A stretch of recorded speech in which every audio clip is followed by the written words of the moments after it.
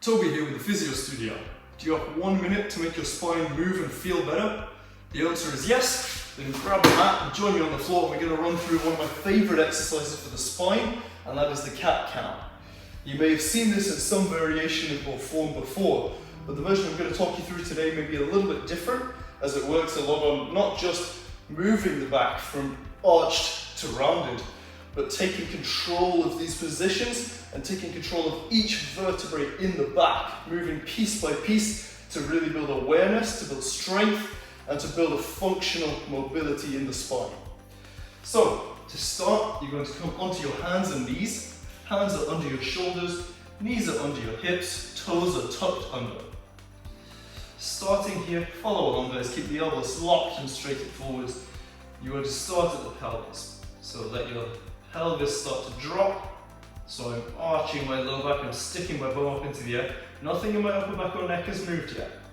I'm going very, very slow and with intention, focusing on moving one vertebrae at a time, one piece of my back at a time.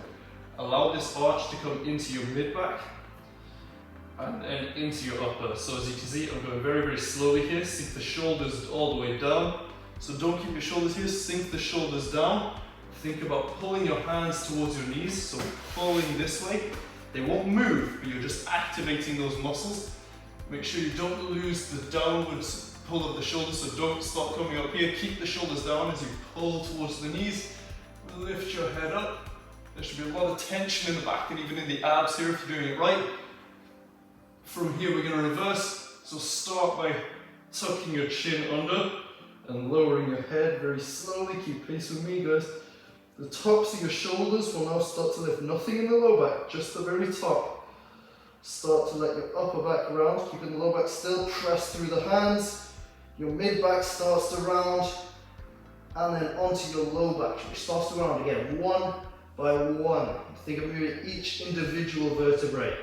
As you tuck right underneath, squeeze the bum, press the floor strongly away, so I'm not just relaxed here, I'm actively pushing the floor away. I'm actively trying to fold my back in half. As I tuck my head under and press up. From here, I reverse, so keeping my neck and shoulders still, I just start to arch my lower back. As you can see, I have a little bit of shaking here. Shaking is good. It means you found an area or a movement that's a little bit weak, so work into that, lean into that. Start to arch the back. Again, moving very slowly. Piece by piece by piece, arch the lower back all the way. Then start to move into your mid-back. Start to bring those shoulders down as you get to the upper back. Pull your hands to your knees. Lift your head. And we're going to do one more just to show you again. From here, tuck the chin. Lower the head. Keep with me, nice and slow. Your shoulders will now start to lift, the tops of your shoulders only. Let that spread to the whole upper back. Let that round A spread to the rest of the back. Very slow. And tuck the pelvis under, press into your cat position. So that's the cat-cow, guys. You're going to go from top to bottom between 5 to 10 times. Give it a go if the back's feeling in any way stiff, or even if it isn't, give it a go and you'll be surprised at how weak or how uncoordinated some of these movements can be. And better still, that afterwards, how free and how loose you'll find the back has become.